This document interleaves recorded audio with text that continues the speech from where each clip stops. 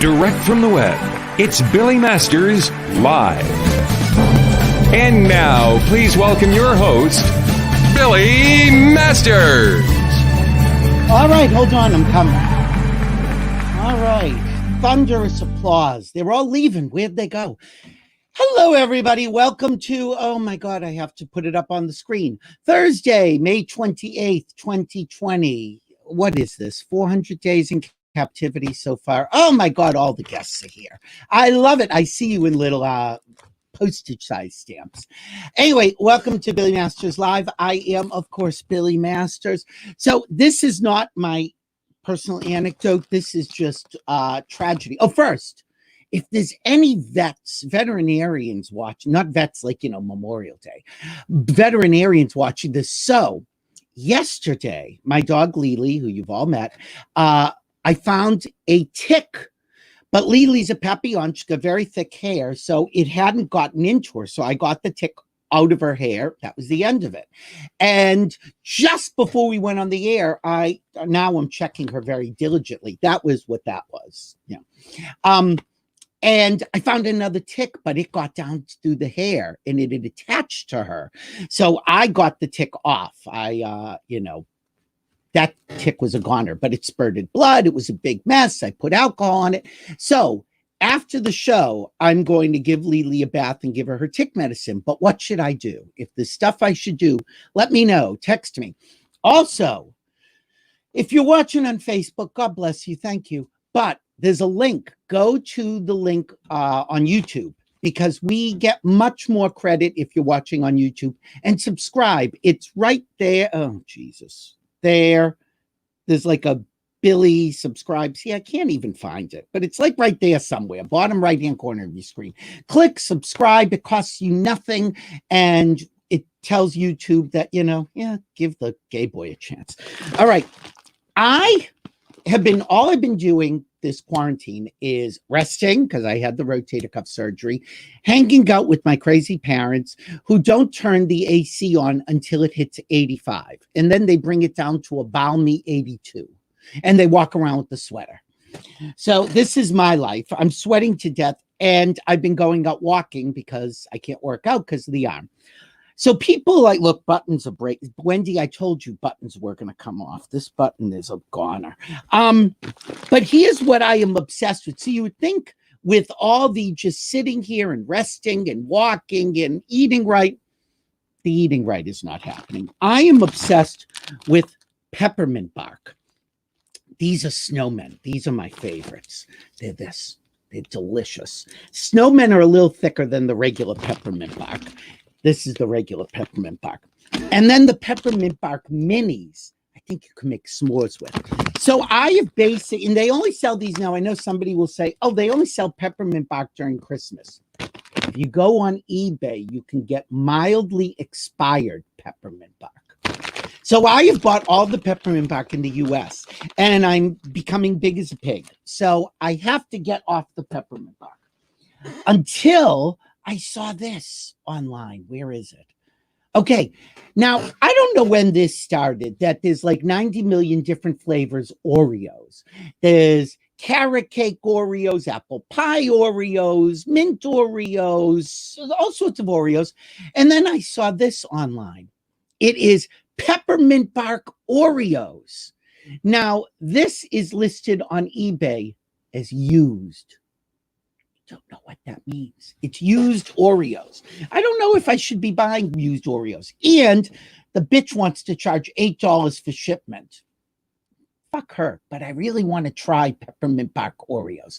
So if any of you have peppermint bark Oreos, please let me know where I can get some, or send me some. I'll give you the address and everything.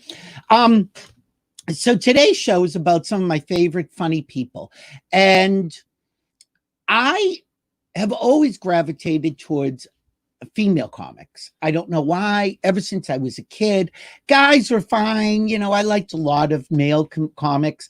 I used to love duo acts. I loved Stiller and Meara, and of course French and Saunders in the UK. But women have always made me laugh the most. And when I first started out doing stand-up in Boston, one of the first big gigs I did, and nobody really knew who she was at the time, was I was a middle, which of course my gay friends will not be surprised by that. I was a middle for Joy Behar. And here's a photo of Joy and I backstage. Wendy, look how young I am.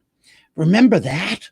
That was at Catch in Cambridge, maybe. I think there was a Catch there briefly. But when I first started out in Boston, one of my best friends was a comedian who we just played the road constantly. And that was Cheryl Vendetti.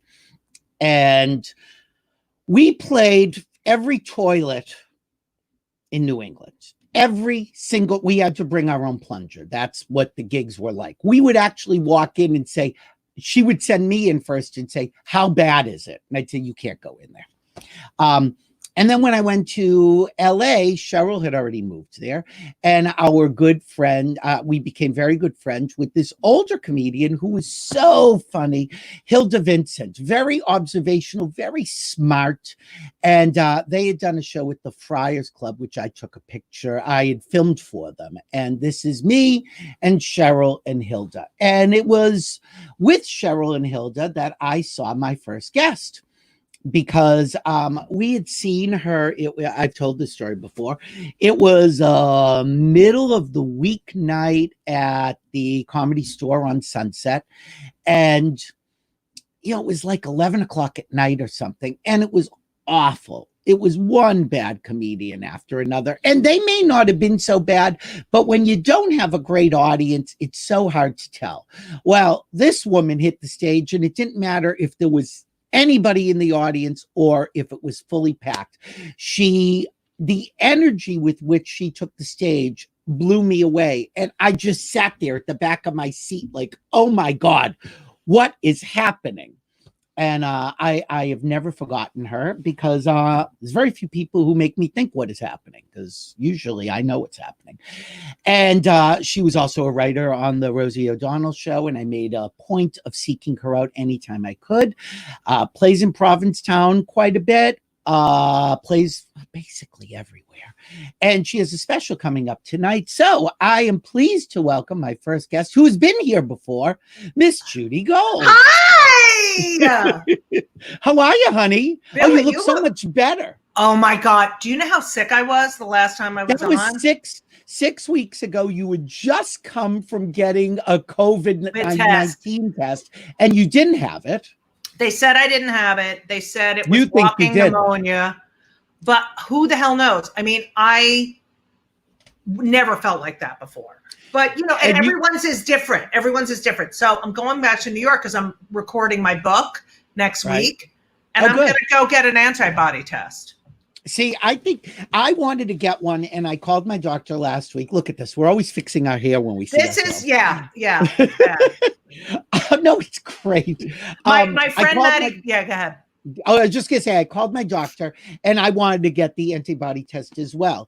And he said to me, just so you know, we don't know what the test means. You can get it, but we don't know if you're positive. If it's a false positive, you might have just walked by somebody with it. There's one at Mount Sinai that's supposed to be like good, New York. But they said that he'd said to me, wait till June. And he said, there is a good one coming down the pike. And he said, and I know you, if there's one thing you're going to hate more than not getting the test, is getting a test that we don't know what it means. Right. I can't fucking believe this shit.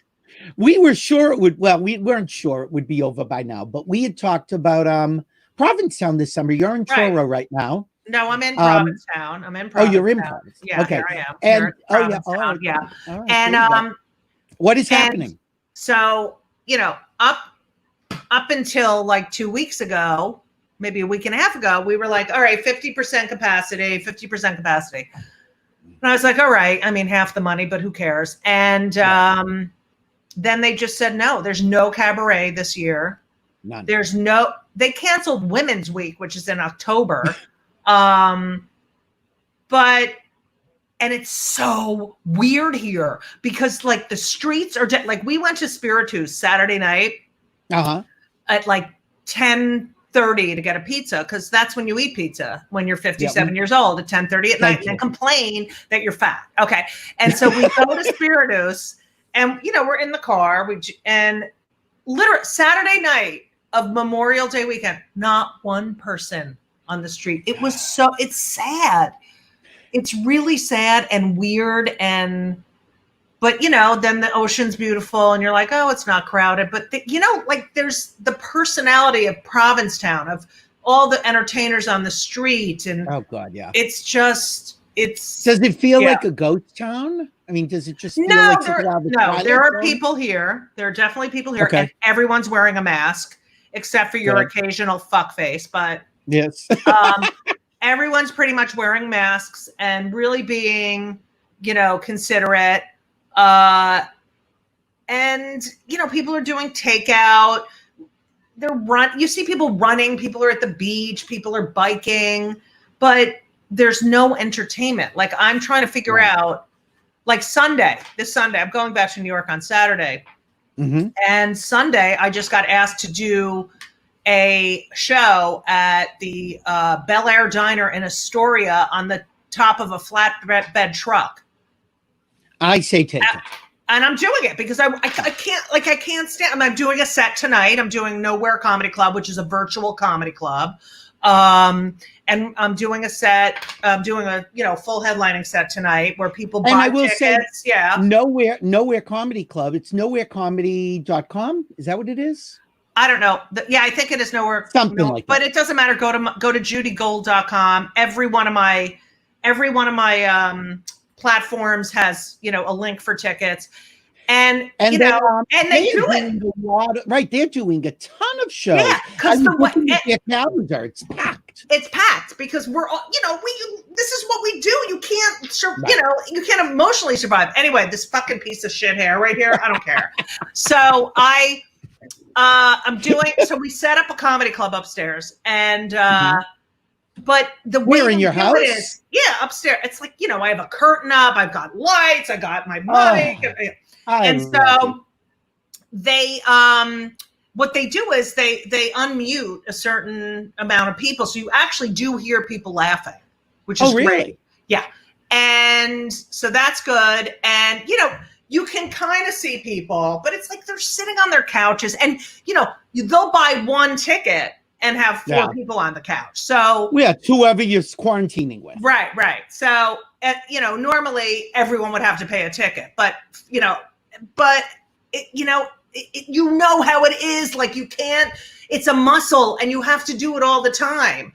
And I know Wendy's on, right? Wendy's on later. Can I see her before? All right. Yep. Oh, yes. I'm bringing you. I love her. Don't worry.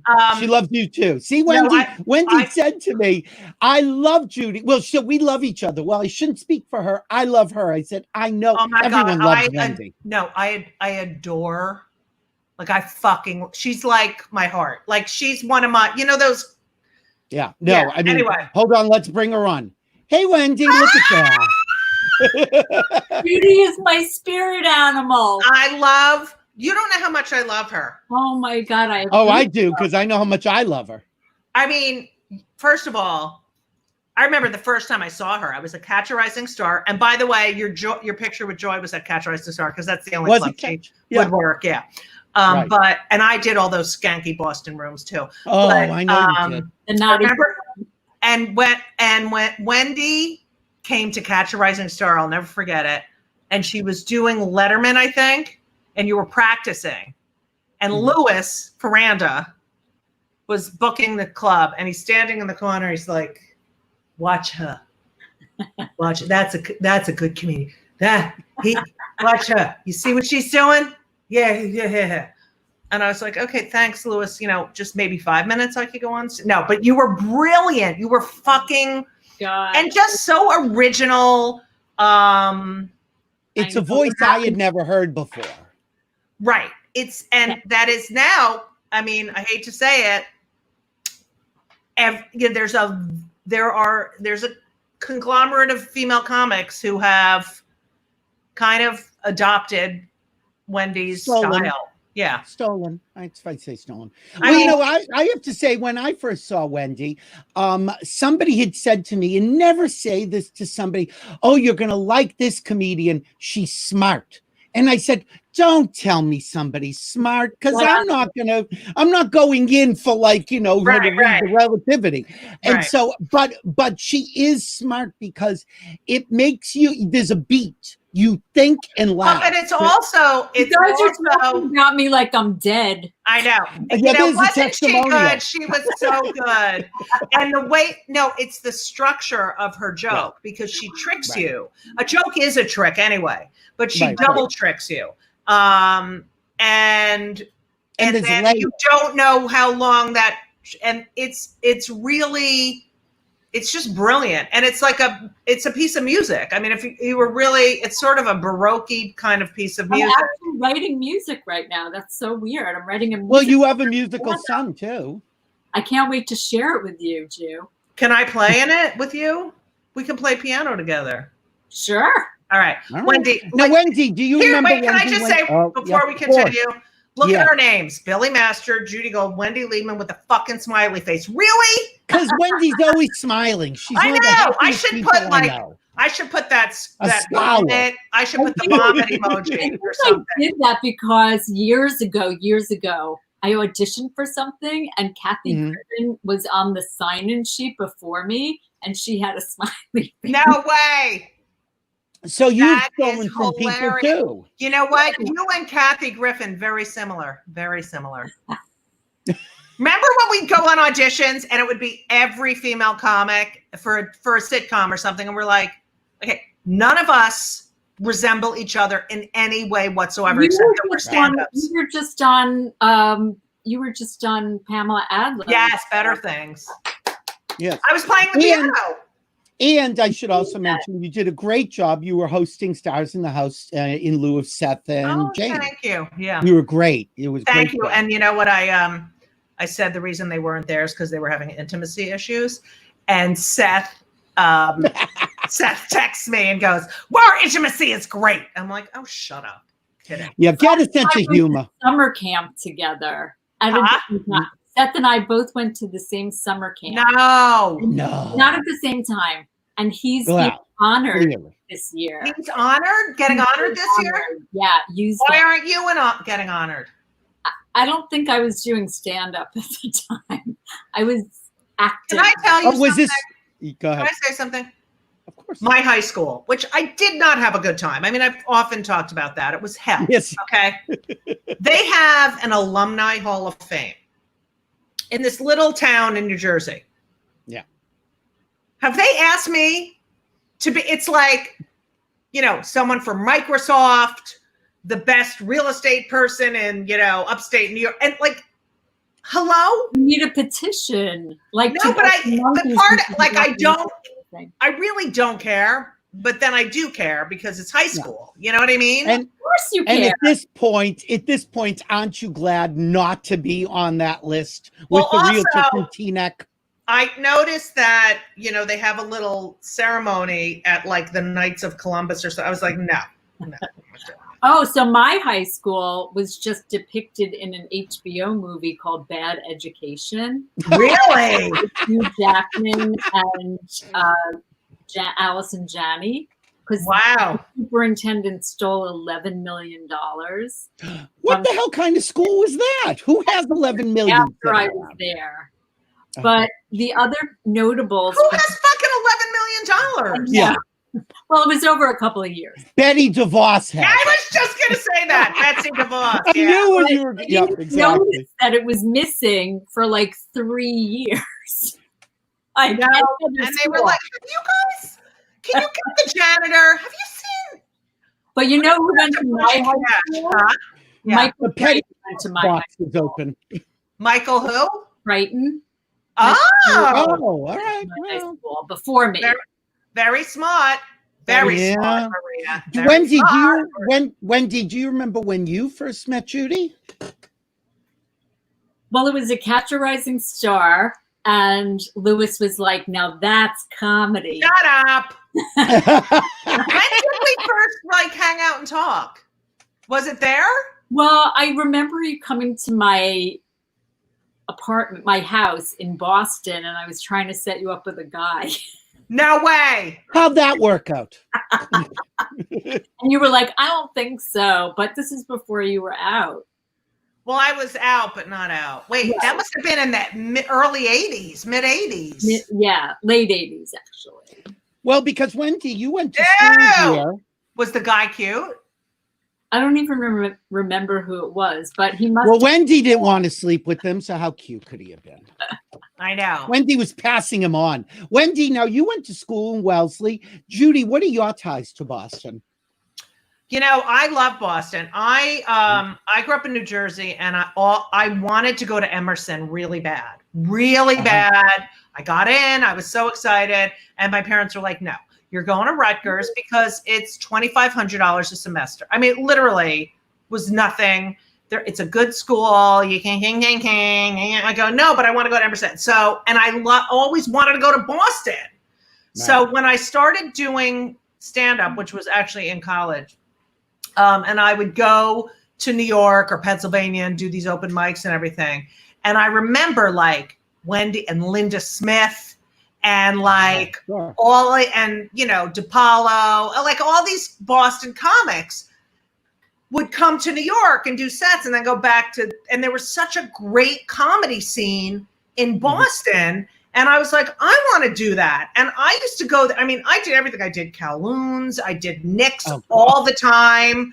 I did Catch a Rising Star in Cambridge. And when you were really a feature act, almost getting to be a headliner, there was no better place to get half-hour sets, you know? Right. You could never get long sets. For people out there watching, you would wait to, as a starting comedian, you would wait to go on for 5 minutes at like 11. Right. And then you worked your way up. And there were most places never gave you much time. So to be a headliner and get a half hour was huge because you needed that time to go on the road. Right, because the clubs in New York were, you know, they would go on and everyone would get 15 minutes, 10 minutes, 20 minutes, depending on if it was the weekend. Yeah. I never went on the road because I had a day job, except once when I went to Princeton, New Jersey to get the Rising Star. And he got to open for, he had just started doing stand-up. He had been doing it for like 5 months.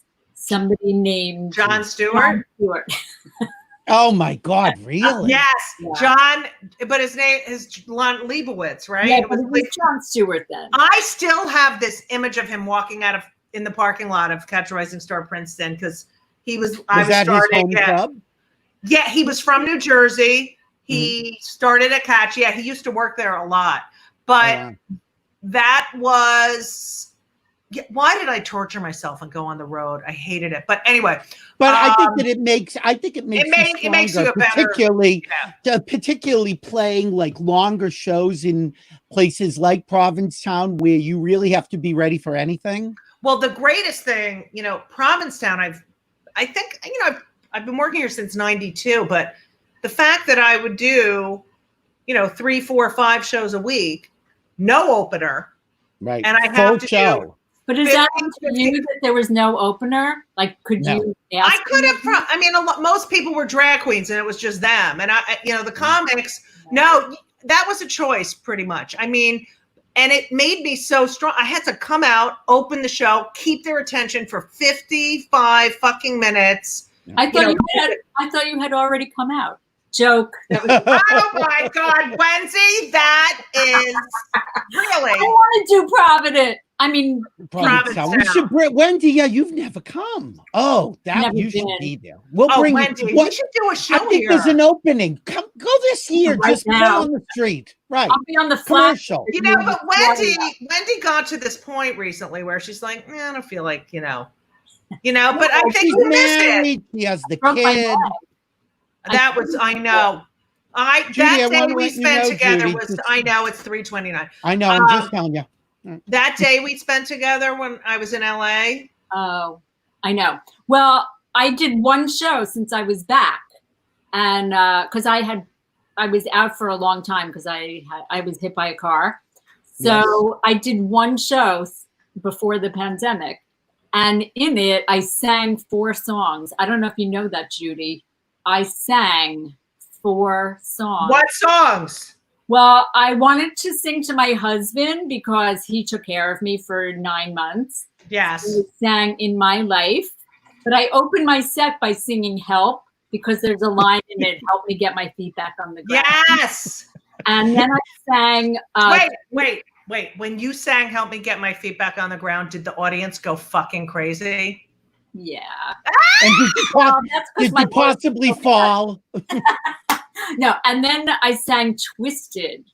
Oh, I love that. So great. And then at the end, everybody sang with a little help from my friends. But I want to sing in my act now. Like, that's my should. Do it all. Do a one. You should. Do you sing in your act? Do either of you sing in your act? I did I play, but I don't sing usually. Sometimes. The Judy show, my one person show, I did sing. And I used to sing at the Cellar. Lauren Gold would play, no relation, would play the piano. And I used to do this thing. And I don't know, we were so in sync where I would do a joke and, I wouldn't get the reaction I want. And I would just make up a fucking song on the spot about how much I hated the audience. But it would be a happy tune. And I'd be like, you're a fucking asshole. And, and that was some of the funnest times on stage. Judy and I are doing a benefit. What are you doing? What are you showing us? Monica. Judy and I are doing a benefit for the Safe Center on Long Island on June 18th on Zoom. Yes. And Wendy's going to be doing my podcast. And I'm going to do her podcast. It's a very incestuous group we have here. Judy, do you got to go? It's Monica Rosenthal, and we're okay. Ready for this? Because we have this Zoom this time now with the pandemic, and we are taking an acting class together. So we have a scene. Yes. So you have to rehearse your scene. Hi, Monica. Hi, Monica. Oh my God. That's Wendy. See, you could send her the link, Judy, and we can bring her in. Wait, you want to come on the show if I send you the link? All right, yeah, here I'm sending I'll send you the link, Judy, and you've got it, but I'll send it to you anyway. Wait, I'm sending you the link. You right now. Talk. Okay, hold on. Okay, wait. I just texted it to you, Judy. Now you can just forward it to her. You texted it, or you did? Yeah, texted. No, I texted. It's in your old email too. I'll entertain the audience while you're talking. Okay, do one of my jokes. Wait, remember when we did that for the 4 women thing and I wanted to fucking kill myself? Oh my God. Wait, what was that? We went on the road and we got paid. We owed money by the end of the game. Oh my God. But Wendy would make me laugh so much. I just checked my 401k, you guys. Don't do that. Don't do that. 301k now. Yeah, no, don't do that. Hey, now. Billy, did you have my cell phone number? Yeah, yes. Oh, here it is. I got it. Yeah, you got it. Wendy, let me just talk to Wendy for a second. Judy, I'll take you down for a second. Wendy, I want to just bring up that you've done a really lovely thing, which is that you've been raising money for the staff at Vitello's. I don't know if I'm supposed to know about this, but I do. Of course. And that is where Wendy does Locally Grown and other shows there. And her son has played there. He's very talented and very cute, by the way. And of course, her fabulous husband, she is Disney royalty by marriage. But, if you don't know why, go look it up. I'm not explaining. No, I'll tell you. I can tell you. But no, I know. I'm telling the folks at home. But anyway, so Vitello's is this great place. It's where Robert Blake might have killed his wife, but they've renovated. I used to always ask, could I sit in the booth with the body count? I always love that in an Italian restaurant. But anyway, Wendy's been doing shows there and the restaurant's been out of business and they're doing some takeout. So some people are making a little bit of money, but the staff is really hurting. And so Wendy started this fund to raise money for the staff. Yes, my heart broke because they had to let go 54 of their employees. And I've been doing locally grown comedy there monthly for 6 years now, and I've gotten to know the staff. So I originally got people to send in clips of their comedy, but in the end, I just put up a Facebook benefit page, fundraiser page, and to date, we've raised like more than $6,000. So she is great. I mean, God bless you. So we'll be able to give each employee like $100. Hi, Judy. Well, congratulations, Wendy, for doing that. Oh, wait. Okay. Monica's coming. Hold on a second. She's almost here. It says it won't let her. Well, no, I see that she's there. She just has to allow her camera. Allow it, you son of a bitch. That was my mother. There you go. Oh, my God. See, all right. Now she just left. She's going to try it again. Now you left. Try it again. You know, I'll be the judge of that. You know, my friend Maddie Gorman said the most brilliant thing. She said, I have never had less beauty treatments and had to look at myself more than It's all right. It's like my mom said to me, well, you're doing all these shows and stuff. I said, I've never been busier and made so little. So I know. It's the same thing. Kai, can you do a benefit? Can you do a benefit? Oh, please. I know, right? No, I've done so many. Okay. Okay, Monica, you're Can here. I introduce you to my mother? Let me introduce you Judy, to my hang mother. up on the phone. There you go. Wait, now. Oh, Jesus. That's her mother. Monica Rosenthal, everyone. Hey, Mon, how are you? Monica. Monica. Hi, Wendy Liebman. Hi, Monica, I love Monica. Monica's the you best. guys are taking an acting class? Yes, we're taking. Yes, we're doing. Where's our play? We're doing. Oh God, she's very discombobulated. We're doing the Tale of the Allergist's Wife, and then we're going to move on to. Well, we've had Charles Bush, we've had Michelle Lee, we've had them all here. So, you had Michelle Lee here? Yeah, we had Michelle last week. Yep, she was great, and Charles we surprised her with Charles. So it was actually, and Charles played Linda's part, and Linda Lavin played the mother, Cheryl's part. So, yeah, we had oh my God, we'll do a benefit reading of Till the Allergist's Wife with Monica and Judy. There you go. Come on, Wendy. Is it a Zoom class? Is the yes, we're zooming. And who's teaching it? Is it the Mercedes Rule class? No, it's Kay Michael Patton. She's in New York, and it's just me and Monica. We're taking privates. Scene study. Fabulous. What? So who's playing Lee? Who's playing Lee? Monica. Of course you are. So Marjorie, of course, is Judy. Sorry. Oh, you would love it, Wendy. Would I? Yeah. Fuck. Oh, Jesus. Do you want to run your scene for us? We'll take us out and you can do it. Ding dong. Look, I'm so ready. Ding dong. I'm okay, so Wendy, I'll bring you back, Wendy. No, we're not doing that. No. N-O spells no. Oh, Jesus. We have to rehearse. She's done enough benefits. We're rehearsing, because then we're moving on to Sisters Rosenzweig. Is that No, we're not doing that. What? Sisters Rosenzweig, Wendy Wasserstein. Yes. Because I did Uncommon Women and Others. You did? Oh, yeah. I played the Which one were you? Carter, the catatonic funny one. And that's when I first got laughs on stage. I was in college. Oh, that's so cool. I always say that's what made me addicted to hearing laughter. I remember when I first met you, you had a really good day job. You were an administrator at a college weren't you? At Radcliffe. But I was, huh? Yeah, it was good benefits. And I remember going, oh my God, she's so smart. She went to Wellesley and right. I know, but you were always so smart. Plus you had this job, so you were so responsible. And I was like, God, my mother would love to have her as a daughter. Scared. I just didn't want to starve. Well, this is why Wendy never played the road. She was busy making money and having benefits. What though? I have to say, in the past 10 or 15 years, she's been a pretty hardworking road warrior. Oh my God, are you my biggest cheerleader? It's true. You really. I am. Oh. You know. I So mean, actually, Wendy. let me ask each of you this question. I'm going to start with Judy. What is it like doing stand-up in like a vacuum, like without the real immediacy of an audience? How do you find your timing? It's not stand-up. It's not. No, not. it obviously isn't. It's as Wendy what is it? said the other day. Storytelling? It's like being a painter and there's no palette. It's so fucking. It's. Do you stand weird. up? Yes, I stand up. I bought a mic stand. I have my stool.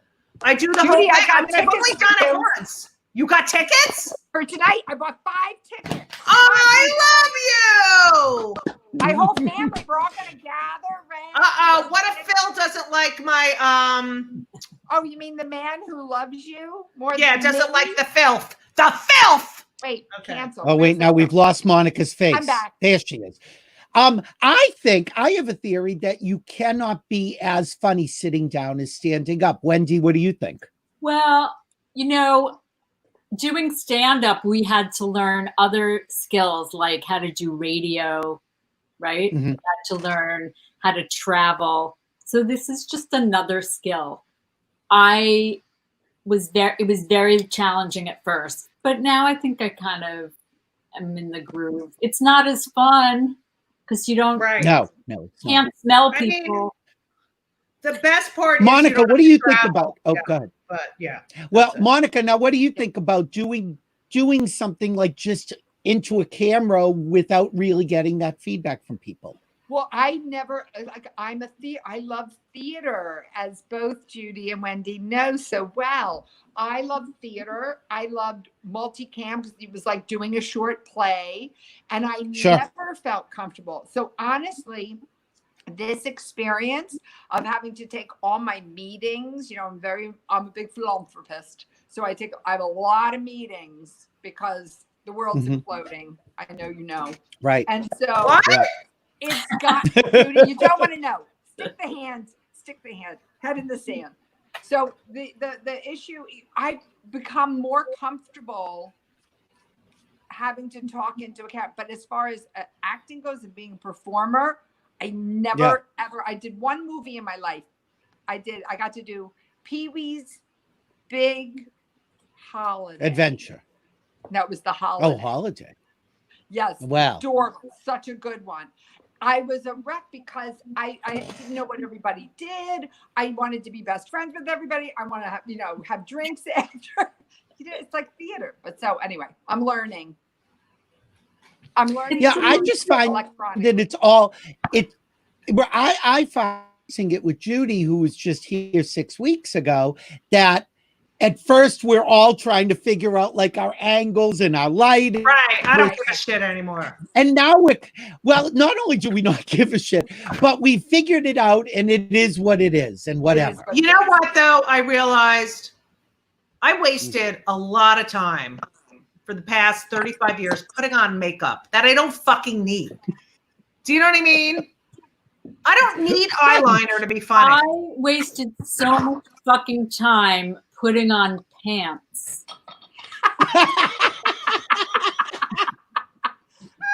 I hate you. I hate you. Oh. Love me. I'm doing your On podcast. the other hand, you are married. Wait, can I just say one thing and then Monica and I have to rehearse, by the way. Yes, you have to rehearse. So do you see these candlesticks? Yeah. Yes, on the wall. Yep. Monica knows the story. So I bought, this is my house in Provincetown, and I bought it in 1994 when I was on a sitcom. Thank God, because I could never afford it today. Anyway, so when I bought the house, my mother said, I have a housewarming gift for you. And she gave me these candlesticks. I made them in 7th grade shop. No. Yes. And she held on to them. Isn't that beautiful? So she's re-gifted the gift you made. But I mean, she was like, that's how old-fashioned like it was so. And so the other day Ben's like, you're a hoarder and we have to clean. So he whispers to Elisa, what do you think mommy would notice if we got rid of those candlestick holders? She was like, no! Is your son, we should mention going to college, right, Ju? Yes, he just graduated. Yes, he's going to Tulane, also known as Julane, and he's going to be playing Division I basketball. I gave birth to a Division I athlete. Yeah. That's amazing. Do we know if he's going to be able to go to school, or is he going to have to go virtually? Well, does anyone know? No, they're planning. They're like shooting for July 1st. He's supposed to get there June 30th, and then they quarantine together. Wow. Who the fuck knows? Where you going? So once he's gone, you won't see him. That's it. Huh? Once he leaves, that's it. You're out of the loop. Because you won't be able to go visit. The fuck? I want to see Ben behind you taking those candles. Well, we saw. Shut up. Wendy, you know what? You might have your little smiley face, but you're evil inside. You know, Wendy, if you have any idea who was driving that car that hit you. I was just going to say, how's your foot?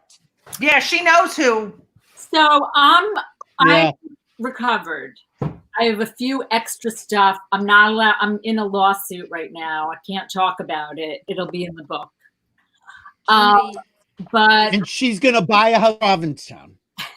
I do know who hit me. Yes, it wasn't a hit and run. It was a hit. It was a cunt and hit. And who's down there? Huh? There's somebody in your house. Oh, Jackie, come here.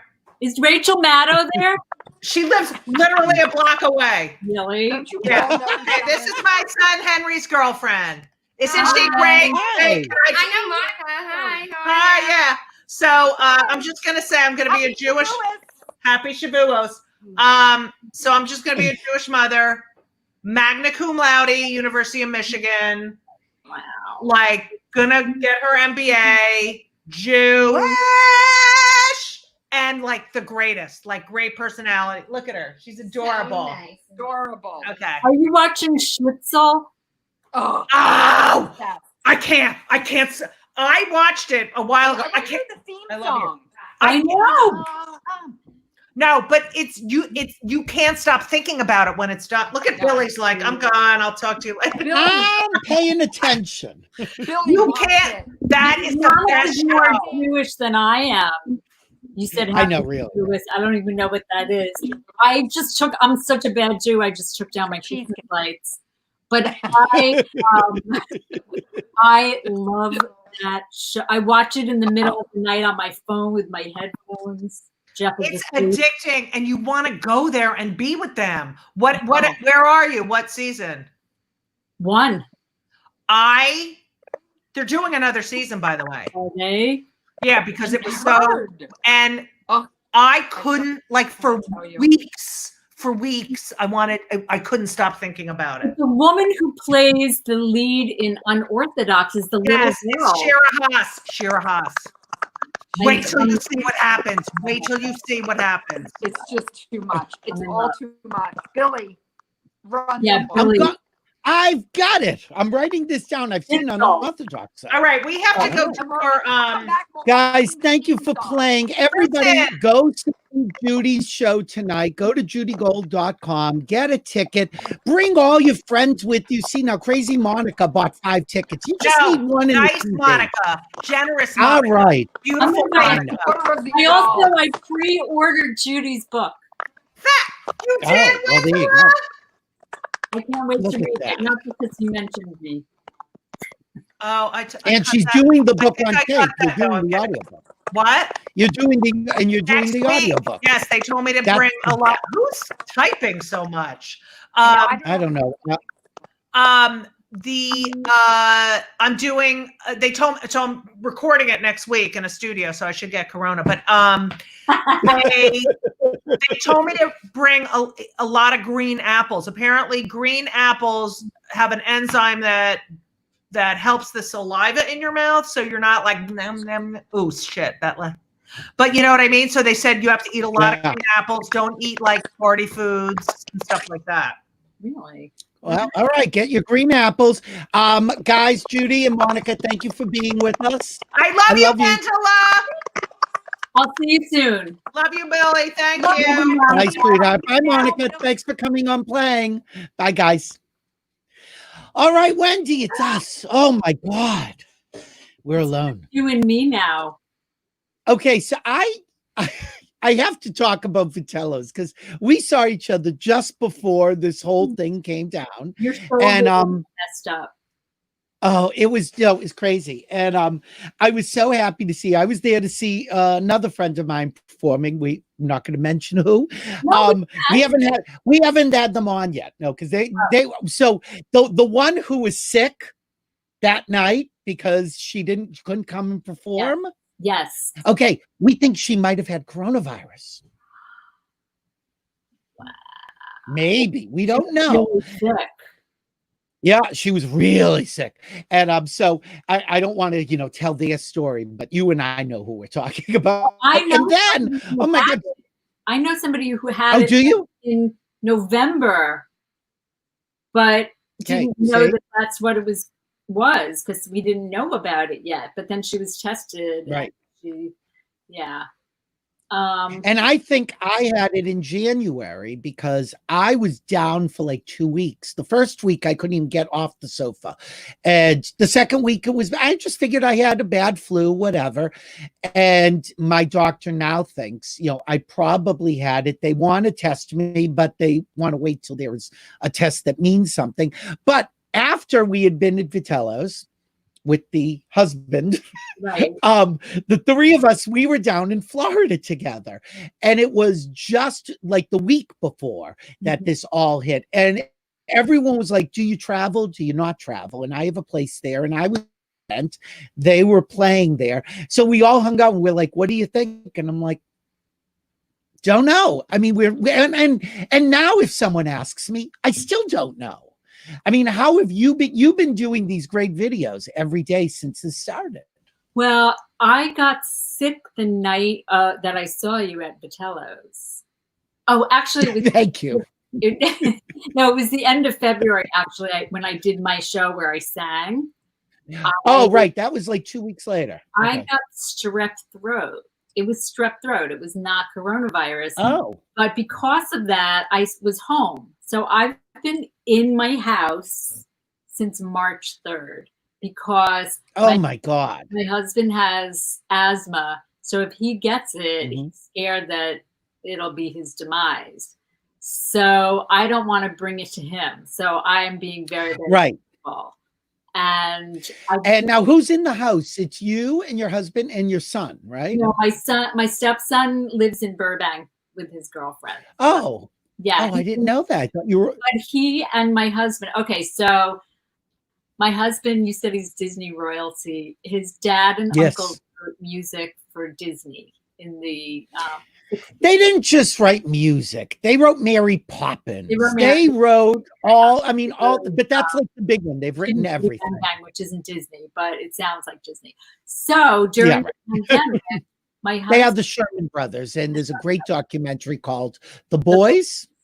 And my husband and his cousin did that about their fathers. And it's a great documentary. Go check it out. It's so interesting. Anyway, continue. Out on Disney Plus this week. Oh, good. So see, you don't need to spend money if you get Disney Plus. So during this pandemic, my husband and his son, the one that you've seen play at Vitello's, they wrote an animated musical. And they wrote all the music. Oh, wow. Pitched it to a big studio. So we're hoping. Fingers crossed. Yeah. So the music, I think music is genetic. Well, he's a great musician. And that night at Vitello's, he opens the show usually, doesn't he? He does like a set. Every month. Yeah. Yeah. And he's a great musician. And I must give a shout out. Jordan was my waiter. He was very cute. Jordan, he's telling you, if you want a bit of that $3,000, if he wants a little of that $3,000, get on the cam. And of course, one of my best friends, Wendy Shannon, is the other Wendy at Vitello's. So Right. she was the one. She wasn't there that night, but I'm a big fan of Vitello's. It's a great restaurant. The food is great. The performers, they have this Feinstein's room upstairs where they bring a lot of performers in, and it's a great intimate room. There aren't rooms like that anymore. It's so beautiful. Well, what happened was after Robert Blake allegedly went back to get his gun from Vitello's, they put the restaurant on the market. And so the real estate agent who was listing it was like, we can't sell Vitello's. So he bought it. And so wow. Now, and they redid all the all that chrome downstairs. The whole place is completely different. Right. And then just about a year ago, Michael Feinstein was there and they approached him and said, would you want to do something like 54 Below, which is in Manhattan here, like 54 Above? And he was like, well, we can't use that name, but let's do the Feinstein Room. And so now he's part owner and they bring in a lot of performers that would, like Liza Minnelli has performed there, and a lot of jazz musicians and singers. It's a beautiful room. And so it's a very versatile room because it's got musicians, it's got storytellers, it's got comedy. I remember I had seen Rex Reed was there, and it's you know, it's not a deep room, it's a wide room, which of course I think works better for comedy anyway, you know, because you don't play to like 5,000 feet back there. It's wide and intimate, and it's like a showroom. Jordan. And Jordan. Oh, well, there you go. So yeah, I hope to be doing locally grown comedy there again soon. And also I want to say my stepson's name is Alex Sherman, if you want to check Yes, he is. Music. He's a Sherman grandson. He's working on his second album now. So it's exciting. Very talented. And also you're just so lovely. I mean, I know your husband. So I have sat with Wendy's husband. We've been places where like she's going to perform. So we'll all just sit together and then she'll go up, and we are like your biggest fans. We are not as big as Judy Gold, I will say, but we will just sit there and laugh all the time because there is something about your delivery that is, even if I know it's coming, it is so fresh and it's a wry take in a way, you know, it's that dry kind of comedy that you know, I don't want to say you have to think about it because again, I've already said that I don't want to think, but there are layers to it. And was that always your style? I used to watch Kevin Meaney and John Gavin and Jonathan Katz and Brian Kiley and Laura Keitlinger in Boston at Catch a Rising Star.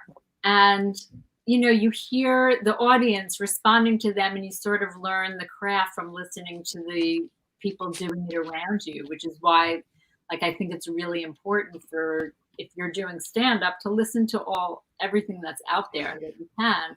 And so I sort of developed my style because I didn't like being on stage without getting a laugh.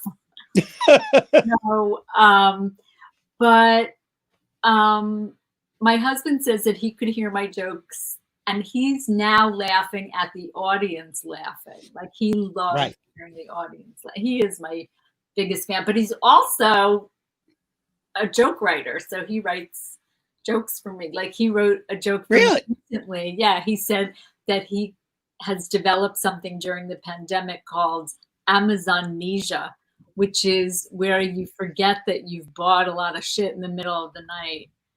And like yesterday, I got a box, Billy, and it was full of, there were 16 books about minimalism. And that was the joke. I love you. No, because I think like you, and I think that there are times, and this is horrible, so please forgive me for saying this. There are times that just walking out, I'm smiling when you come out, and sometimes I won't laugh out loud because I'm already laughing. I mean, I have been at shows where like I've performed and people aren't giving me anything back, but then come up to me and say, "You are so funny." And I know they mean it as a compliment, but I'm like, okay, but could you just laugh when you think something's funny? No, Just so I know. Well, not everybody's the same. I remember once I was on stage and there was a guy sitting there like this, right in the front row. And then afterwards he came up to me and he was like, "That was the best hour I've had in years." And yeah, and you never can tell. You can never tell.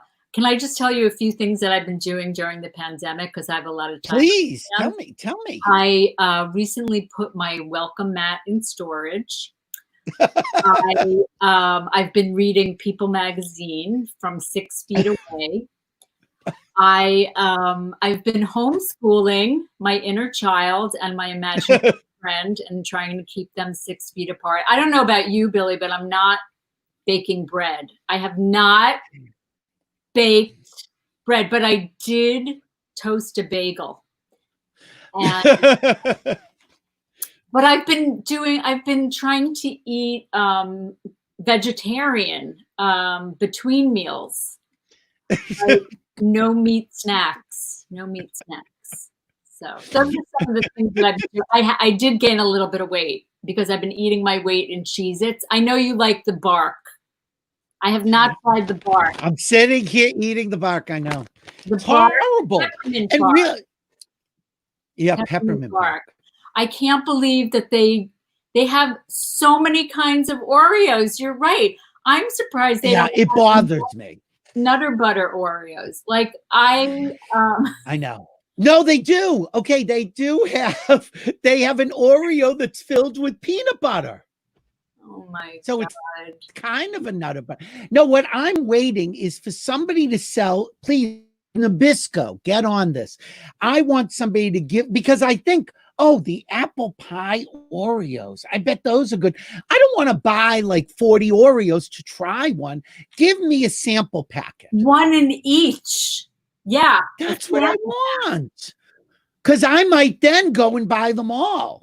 Because I don't want to buy 50 Oreo packets. Now that's smart. Now that's smart. Thinking inside the box. Can I do it? Speaking of bad shows, I had a show that there were these people who were there that were smiling. They never laughed. And they kept like whispering amongst each other. And they were like, maybe midway back. But once you see them, you can't not see them.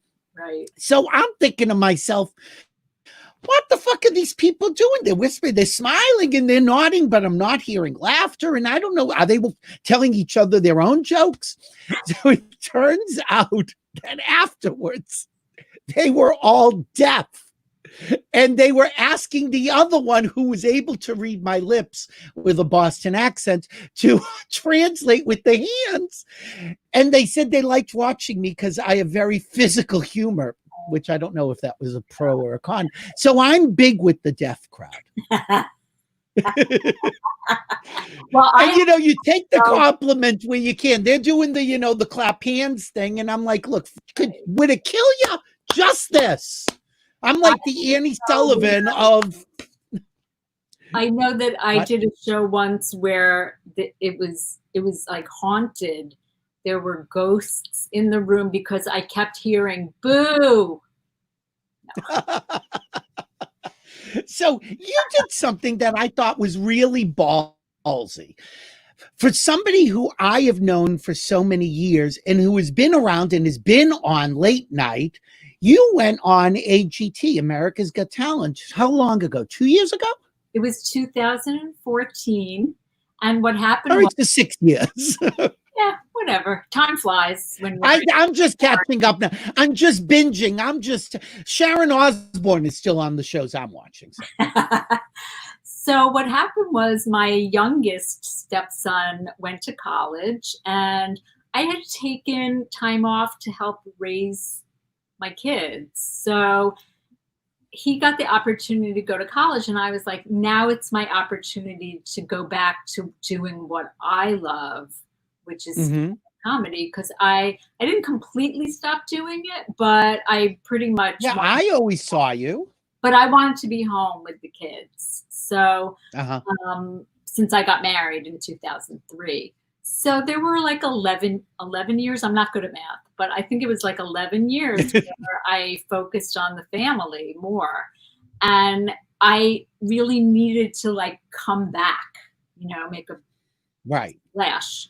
So I had seen Tom Cotter on America's Got Talent, a comedian that I started with I don't know where he started, but we started around the same time. And I thought, oh, if Tom could do this show, so could I, because we both had like achieved a level of success that you would think was absolutely not AGT. Like people shouldn't go on AGT if they've already been on the Tonight Show. But what I found was that the singers had already had recording contracts. So the producers didn't mind. Occasionally there was somebody who like came out of nowhere, like Susan Boyle, probably. Right. But the producers didn't mind. They just wanted talent. So good talent, right. They said I could be on the show. And I got pretty far, and I got a little more exposure, and it kind of set me back on the path of doing stand-up. Well, I guess there must have been, if you had taken that much time off and people weren't, say, I'm in Los Angeles usually, so I would see you. I will never forget, you texted me once and said, I think I was sitting next to you. We were at a red light at Fairfax and Melrose, and said, were you just at Fairfax and Melrose? Because I was honking. I'm like, who the fuck is honking at me? Texted me back. I know, but I did. Well, there you go. That's the magic that is Billy Masters. It was, but it was me. Because that's my neighborhood.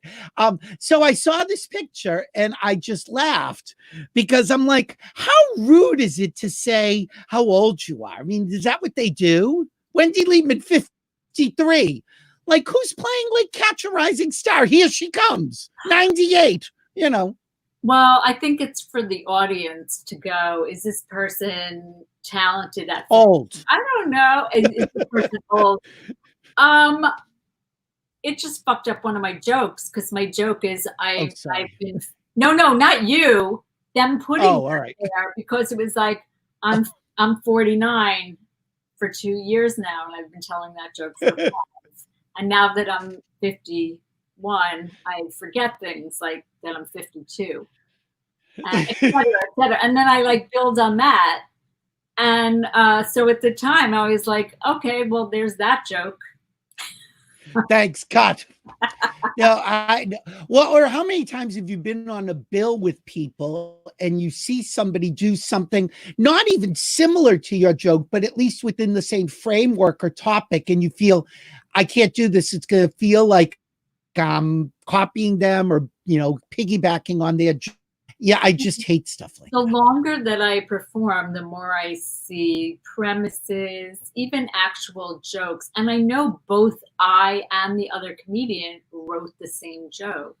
But one time I heard a comedian do my whole closing bit. And really? Yeah. And it was almost verbatim.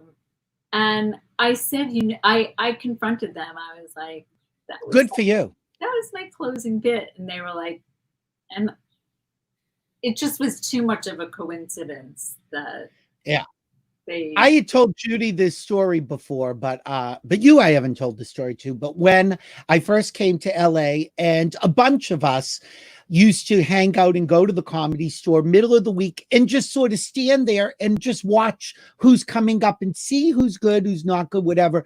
And there were merciless comedians who would be there with notebooks and like blatantly steal jokes. And I confronted one of them, and he told me, and he's somebody, I'll tell you afterwards. He told me, whoever says it on TV first, it's their joke. I don't know. Have you heard that? No, but like, unlike writers who can copyright a whole book, I don't think you can copyright a joke. I mean, I have found my jokes in greeting cards. Really? Tried to get paid for. My joke was, I went running today because the ice cream truck was going 60. And their joke was, I went running today because the ice cream truck was doing 40. So it's like a few different things. And my then manager approached the company and they were like, what are you going to do? Sue us? Right. I've seen some of my jokes on sitcoms. And you go, like one of my favorite jokes that I got a bikini. It's a 3-piece. It's a top, a bottom, and a blindfold for you. I saw that on a sitcom, and I was like, I called the producer and I said, just so you know, that's like one of my signature jokes. And they were like, and did you have any video of you doing it on TV? Because I think if you wanted to sue, that at least shows a timeline. I'm not a sewer. Like, I don't. Yeah. That's not in my nature, except now because I was hitting a car. But yeah, don't say that. They may use this tape against you. She said she's not a sewer. I know. But I didn't want to sue anybody, but I just wanted them to know, even so that when they saw me doing it later, that they wouldn't go, she did it to us. Like when I see a comedian post like a Twitter joke or a Facebook post that's similar to the joke that I've done, I tell them not to accuse them of stealing anything, because I do think there are only so many thoughts. And so it's very possible that we both had this thought, but I tell them just so they don't think I took it from them. Yeah, I remember when I worked with Joan Rivers and had written for her, she told me that she and I'm going to screw it up. I think it was Gary Shandling, but it may have been David Brenner. They sat down with like a topic and said, write down every joke you would say about airline travel. And they would then look, and there was like 50% overlap, because if you hang out with people and have a similar sensibility, you're gonna find that. So I get the innocent part of it, but I also find that you're not finding similarity. You're finding verbatim and beats and phrasing. That's a different thing. And I think the idea of, oh, I'll go to a club and see some poor schlub who nobody's ever heard of, and I'll do this joke on TV, and now it's my joke. And I don't really like that. Yeah. It's thievery. I don't enjoy thievery, Wendy. Wendy, before this all started, I had a reunion coming up. I had a high school reunion coming up, and it just made me think of a joke of yours. That I went to my nursery school reunion, and I hadn't gone. I mean, I hadn't seen these people since nursery school, and I didn't want to go to the reunion because since nursery school, I've put on like 100 pounds. And I always think of that joke, because I will never forget I'm thinking, oh, we're getting a nice meandering little thing. And then there's that turn. And that is really, for me, your hallmark. Your hallmark is that little twist. And then sometimes there's another twist or two. Since the pandemic, I have gained a little weight in Cheez-Its weight. And my friend suggested that I go on a diet. And I've only been able to lose one friend. And no, but I did lose 2 pounds since I've been sequestered at home. It's mostly bone loss. There you go. You're going to end up getting a Boniva channel. I'm doing all my Did you ever, when that alternative comedy craze was starting, and I think I had just moved to LA, so it was like probably early 90s, maybe. Were you ever one of those people who went on stage with the notebook? I never did. I don't remember you doing that. I didn't, but I wish that I had, because one of my difficulties is integrating new material because I forget it. Right. So I wish that I had that. I mean, I saw Taylor Williamson, who did America's Got Talent the season before I did. He put on notes, but you might not even remember that. But he would bring on notes and look at them. And I just thought, I wish I could do that. So yeah, I would never do it, but I know that was a trend, and people don't think anything of it. I came from the school that you just had to memorize it. And if nothing else, at least with you, and I know with me, it was knowing your topics. You know the transitions as long as you remember the topic. Right. I can give you a topic and you've got 20 jokes ready for me.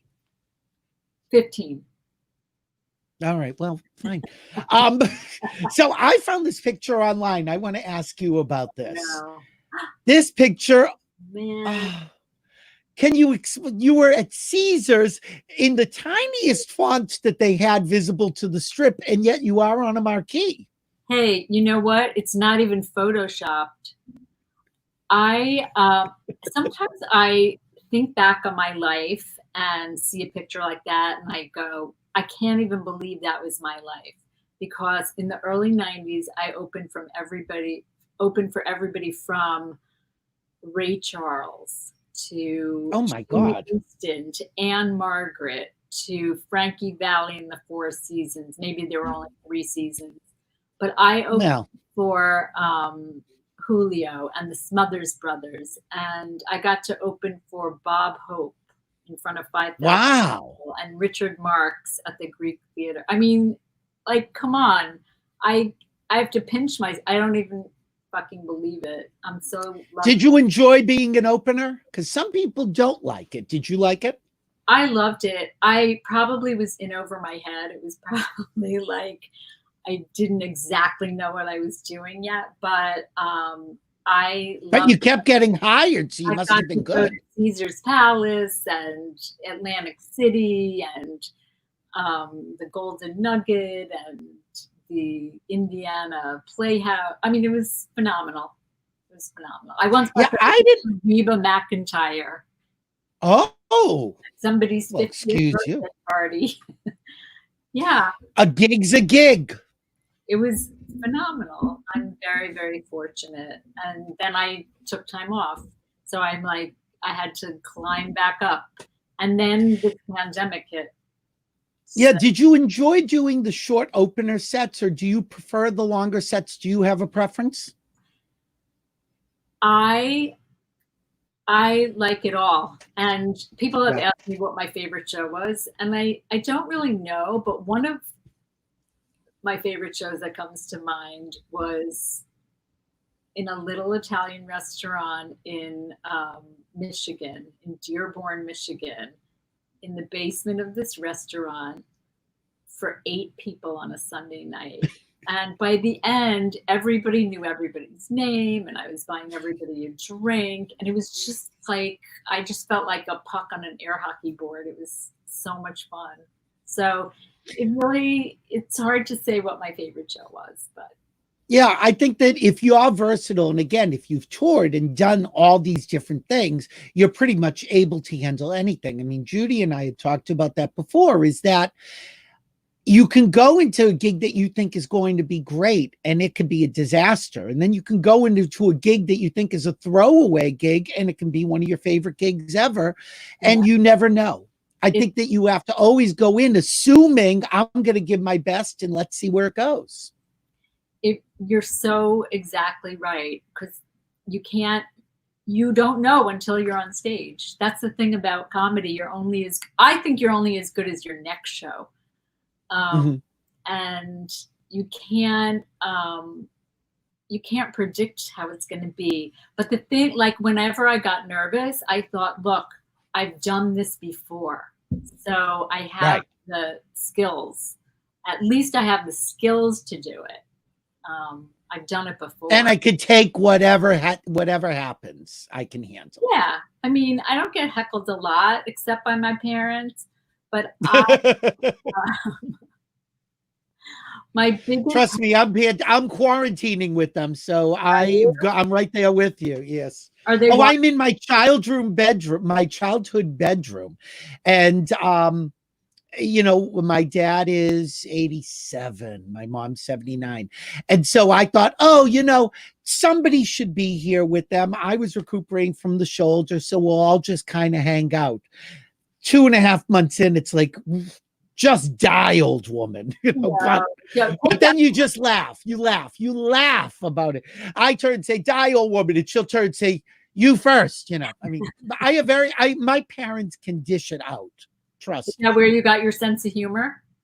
You know, I got it. I think I am more like my mom in her sense of humor. She's very outgoing, but I think that, you know, like so many of us, you either have this sensibility and you figure out how to use it either as a reflective mechanism, as a defense mechanism, or as a likability mechanism. And even when I wasn't, say, popular or in the in crowd, everyone always thought I was nice. I said, they don't even know me. Why do they? And if they knew me, they would know, oh my God, we've lost Wendy Liebman. She'll be back, don't worry. If they knew me, they definitely wouldn't have thought I was nice. In junior high, I was voted most polite. You never would have guessed that. And it was a big school. Here she is. Yes, I was voted most polite in junior high. Now, you would never imagine that. Well, I have to tell you, Billy, you do not look the same as you looked in that picture with Joy Behar. Like, if you had shown me that picture, I was a baby. If you had shown me that picture and said, who is this? No idea whatsoever. Oh my God. Wow. Is that a good or a bad? No, just that you've a different person. You've become yourself, right? Well, you know, I think that when I started, and I'm going to ask you about you getting started, but I kind of I fell into it. I was always just naturally funny and told stories. And actually, what started was I had gone through a really bad breakup. And I was miserable, but I kept thinking of funny things. Like, right. You know, he broke up with me because of this, or, you know, when we had sex, he said, I want to look at you. And I told him, shut the car door, you know, things like that, you know, the hacky jokes. And somebody said to me, it might've been Cheryl, who said, get up on stage and this will help you process it. And I think really that I had done it before, but that's when I realized it's not about a joke I would write for Joan Rivers or a joke that somebody else would say. It's a joke that is right for me. And I think once you find that voice, and also writing the column for 25 years, it's like writing a monologue every single week. Right. And I actually... that took a couple years after starting writing the column, thinking, oh, you should write it perfectly. And then I said, no, write it like you'd perform it. Write it like you'd say it. Now, what about you? How did you get started? Well, I went to school for psychology. I thought I was going to be a therapist. A laugh riot. Right. And instead I went into therapy and stand-up comedy. But no, I was doing psych research, and I realized, I realized I would rather make 100 people laugh than one person cry.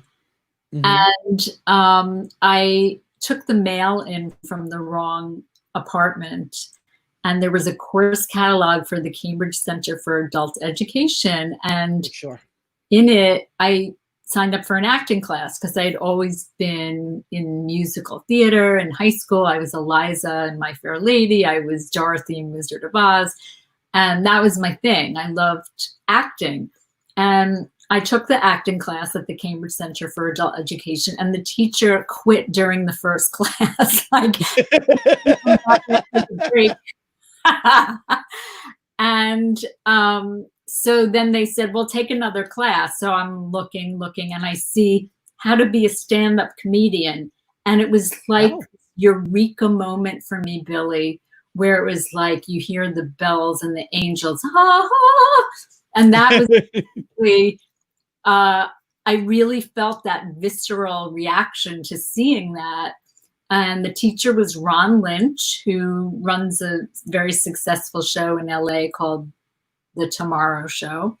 And he's been on the Sarah Silverman program. But at the time, he was a teacher in Boston. Right. And I don't think you can really teach somebody how to be funny, but you can teach them skills on how to hold the microphone and listen to the audience. And it was a support group, basically, of people. And that's how I started doing comedy. Do you think that funny people are, either damaged? Well, I think everybody is damaged, so it's such a ridiculous question. But are they sort of, in a way, are they not as damaged because they're working it out in a funny way through their purview? Well, I think I was probably really depressed. And so, as I said, like, I would rather laugh and make a lot of people laugh than cry. So I can only speak for myself. Right. How damaged. And even sometimes then you're not so sure. Right. Exactly. But on the whole, I think comedians are pretty fucked up. Yeah, well, but I think, because I think that there's that stigma because comedians do lay it all out there. So we're very, I think pretty much, at least with me and with a lot of my friends, what you see on stage is really who they are. And so you're able to judge them more than you would somebody on the street that you don't know anything about. That's true too. And I want good comedians. I want to take that back. So on the whole, there are a lot of fucked up people, but we also are, it's a coping mechanism. So we're working it out. We're working it out. Yeah, I think it's much healthier. And also, I just think that, look, 90% of what I will talk about on stage are the tragic things that happened to me and how you get through it, which is by laughing at it. And, I had told this story. Oh God, I have a friend that's watching in Las Vegas who's going to be furious that I'm going to tell this story. I'll just tell it quickly. Is I had to put my dog to sleep and I was miserable. And I thought, this is the worst thing that I've ever done. And on my way to the vet in Beverly Hills, a chicken ran out in the street and crossed the road. And my dog, for the first time in days, perked up and looked out, then looked up at me like, okay, I've seen it all. I'm done.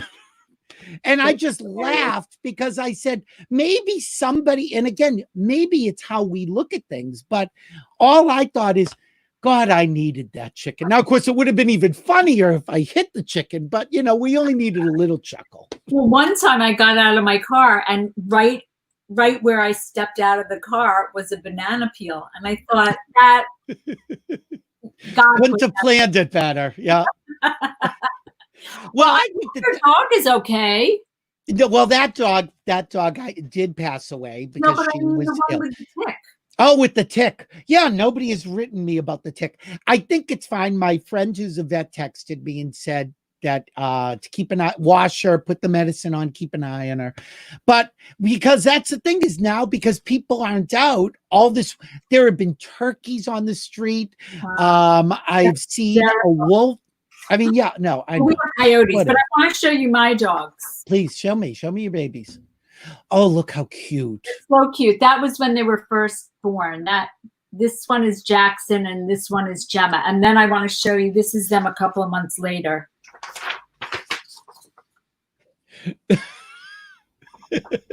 She totally tore her bed apart. Oh my God. Now, was it a difficult birth, Wendy? Okay. Yeah. Now they are my babies. I say get them. Just do a litter. Just have them all at once. Why bother? But they are our babies. And thank God we have them during this pandemic. And thank God we have you, Wendy Liebman, because again, we need to laugh. Tell people your social media stuff. You're on Facebook. I'm on Facebook, Instagram, and Twitter. And I've been posting video updates every day. They're not all funny though. I've gotten really serious, and some of this has gotten me down and gotten me introspective, and so I'm not all serious. I mean, I'm not all hilarity, but Judy and I are doing the Zoom benefit on June 18th. Judy Gold I for the Safe Center. It's a domestic violence center on Long Island. And Brian Kiley's doing that too. He's Boston's own. Yeah. And he's Conan O'Brien's head writer now. So well, we're all Boston people. I know. I think there is something about the East Coast. I really do think that. I know. Well, I'm from Long Island, and so many comedians are from Long Island, from Rosie O'Donnell to Jerry Seinfeld, Carol Leifert, Kathy Latman. Oh, Kathy's doing the benefit as well, Kathy Latman. So that's on June. Oh, 8th. God, I love Kathy. I know. It's going to be an amazing show. And yeah, check me out on social media. I'd love to have you follow me.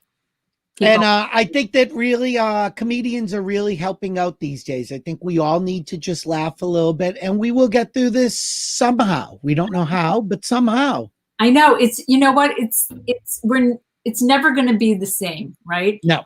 The new reality. And just try to stay 6 feet apart from your imaginary friend.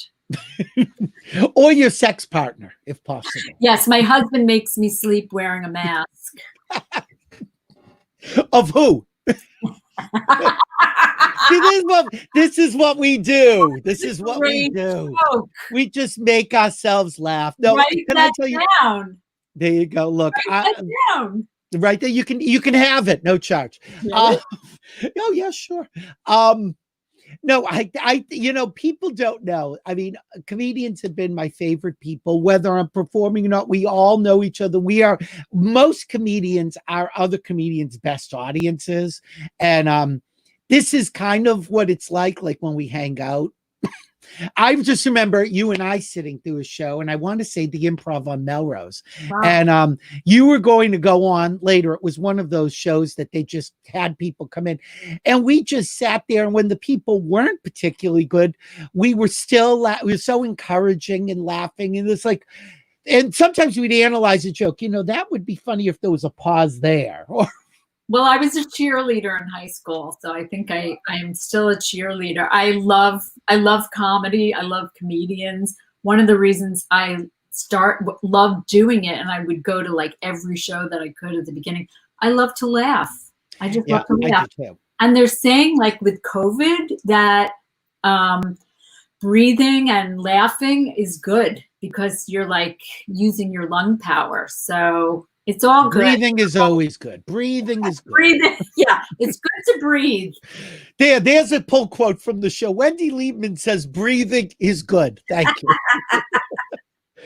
Wendy, I love you. Thank you. I'm so glad we got to see each other. I mean, we've been texting, but this is the first time I've seen you since February. Thank you so much. And we'll be back together soon. I'd already told you that night that I would come back, and I will do your show. I absolutely will. I hope that we're back soon. Sooner than later.